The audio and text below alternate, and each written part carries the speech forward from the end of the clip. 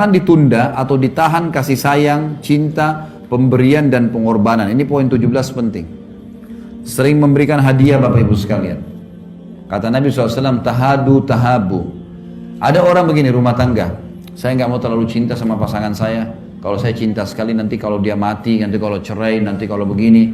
Nanti, itu nanti urusan nanti. Sekarang, dialah suamiku, inilah istriku. Lampiaskan semuanya pada dia. Semuanya. Apa saja. Cinta, kebutuhan, kasih sayang. Itu kata-kata yang berhubungan dengan romantis, habisin semua. Keluarin semuanya. Sentuhan, pakai semua cara. Sama pasangan, lampiaskan semua. Jangan diredam, nggak boleh redam. Yang itu. Aisyah radhiyallahu anha, itu kalau Nabi SAW datang, beliau menghempaskan rambutnya, gitu kan? Kemudian meletakkan padanya wangi-wangian. Dan sering kali Aisyah duduk di atas paha Nabi SAW. Begitu datang, lakukan itu. Baru ngobrol, gitu kan? Baru ngobrol. Banyak perempuan menganggap ini kaku, ini nggak usah. Apalah ya, kayaknya tidak patut, nggak bisa. Nggak ada istilah tidak patut. Kalau sama suami istri berbeda. Ingat, satu-satunya yang boleh memandikan jenazah kita kalau kita meninggal hanya pasangan. Orang tua kita nggak boleh. Laki-laki dan perempuan, anak-anak kita Bapak Ibu sekalian, kalau umurnya sudah 7 tahun, namanya sinnu rushd. Umur yang bisa membedakan jenis kelamin. Kalau sudah 7 tahun anak laki-laki kita, maka ibu-ibu nggak boleh lagi lihat dia telanjang mandi. 7 tahun, belum balik. Bapak-bapak, anak perempuannya sudah 7 tahun, nggak boleh lagi dimandikan. Sudah sinnu rushd. Sebagian ulama mengatakan 10 tahun maksimal. Jadi belum balik pun sudah tidak boleh. Semenjak itu sudah nggak boleh. Dan mahram kita, mahram anak kita atau ibu kita atau ayah kita, mahram hanya boleh lihat leher ke atas, siku ke bawah, dan lutut ke bawah. Paha sampai di dada nggak boleh dilihat nih. Yang boleh lihat hanya pasangan hidup kita, suami istri. Sampai jenazah pun kalau mandi, ibu saya mati, saya nggak boleh mandiin. Sama perempuan boleh atau suaminya yang boleh. Saking pentingnya nggak boleh lihat aurat nih. Berarti kita balik sekarang pemahamannya, kalau sama suami istri nggak boleh ada batas. Nggak boleh ada batas. Lampiaskan semua. Saya bilang tadi, semua kosakata yang bagus keluarin. Semua yang bisa menggoda lawan jenis pakai di pasangan kita. Semua minyak wangi, semua pakaian, semua bahasa, semua retorika, bahasa badan lah, ya, semua dipakai. Harus dilampiaskan di pasangan nih. Ini penting sekali. Nabi SAW pernah mandi berdua dengan Aisyah dalam sebuah bak. Sampai kata Aisyah, saya pernah mandi bersama Nabi SAW. Tidak ada dalam sebuah bak wadah air, tidak ada penghalang antara aku dengan Nabi kecuali air itu saja.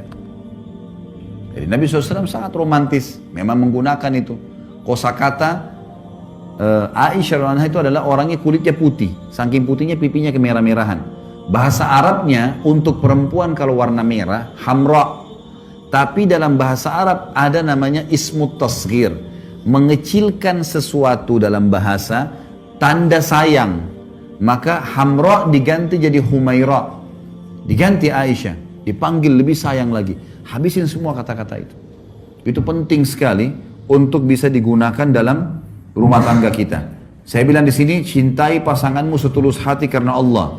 Jangan ditunda, ditahan kasih sayang, cinta, pemberian dan pengorbanan. Dari hari pertama akad nikah sudah mulai kita berikan semuanya. Ini pasangan saya, inilah tempat saya untuk melampiaskan, untuk membentuk karakter, untuk nanti menjadi ayah anak-anak saya atau ibu ayah saya dan seterusnya. Ini semua penting sekali. Termasuk dalam masalah biologis. Ini penting sekali, lampiaskan semuanya. Sabda Nabi pekah sekali. Kata Nabi SAW, kalau seseorang di antara kalian berada di antara dua paha istrinya, maka dia sebaiknya berijtihad. Puaskan pasangannya. Gitu kan. Dia pun suruh cari puasan. Maka ini penting sekali untuk membangun rumah tangga itu. Poin ke-18, kontrol pergaulanmu. 99,9%. Teman-teman sekalian, rumah tangga rusak karena pergaulan. penyebab utamanya ini. Ibu-ibu banyak teman sama temannya ini suaminya lebih kaya. Ditarik ke retorika kehidupan itu di dalam sini. Suami kita cuma mampu memang belinya begini. Ranjang yang bisa dibeli 5 juta, yang sana beli ranjang 150 juta, nggak bisa ketemu. Kalau tarik itu ke sini bakal kacau semua, gitu kan? Si laki-laki lihat istri temannya selalu berpenampilan seperti A atau B atau C. Istrinya tidak seperti itu. Dia mau tarik itu ke sini, susah, nggak bisa. Mungkin fisiknya pasangan kita seperti ini. Makanya ada namanya gudul basar, turunkan pandangan. Perempuan disuruh pakai hijab. Semua itu tujuannya untuk itu, untuk meredam supaya orang jangan cemburu.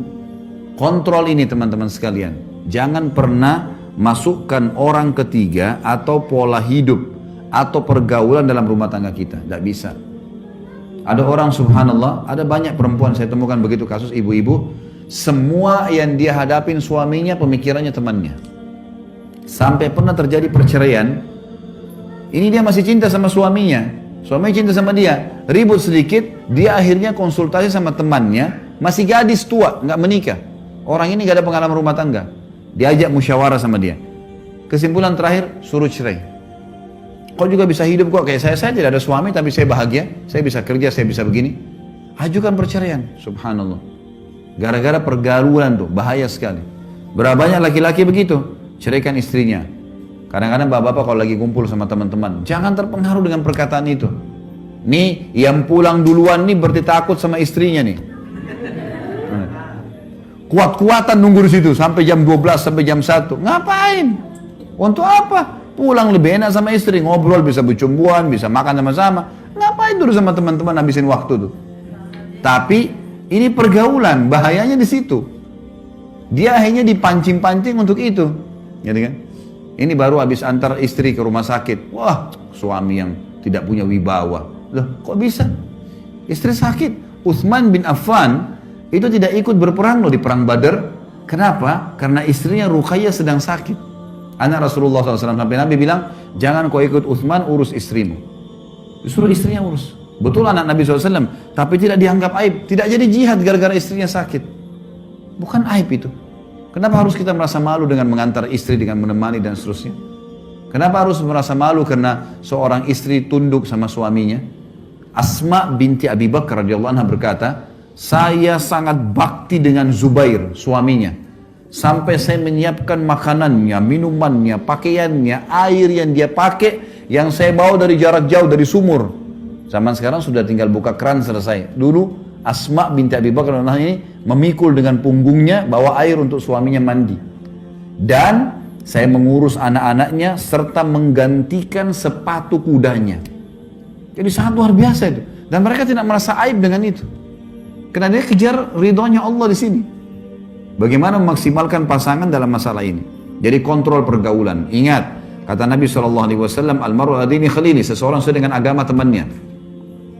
Hati-hati teman-teman sekalian. Kita bergaul dengan pengangguran, kita jadi pengangguran. Kita bergaul dengan pemabuk, kita jadi pemabuk. Saya kasih contoh gini. Kalau saya bergaul dengan 10 orang perokok, saya tidak merokok. Hari pertama, hari kedua, kita akan terbiasa minimal dengan baunya. Seminggu mereka akan bilang coba aja sebatang. Sebulan kita akan merokok bersama mereka. Setahun bisa jual rokok, gitu. Kita balik sekarang. Saya punya 10 orang teman penghafal Al-Quran. Saya nggak bisa ngaji, bodoh sekali, huruf hijaiyah pun tidak tahu. Hari pertama, hari kedua saya malu. Seminggu kemudian boleh belajar huruf hijaiyah. Sebulan kemudian bisa ngaji, setahun kemudian bisa hafal Quran bersama mereka. Hati-hati pergaulan. Bergaul sama orang rusak, rusak kita. Bergaul dengan orang baik, maka baik kita.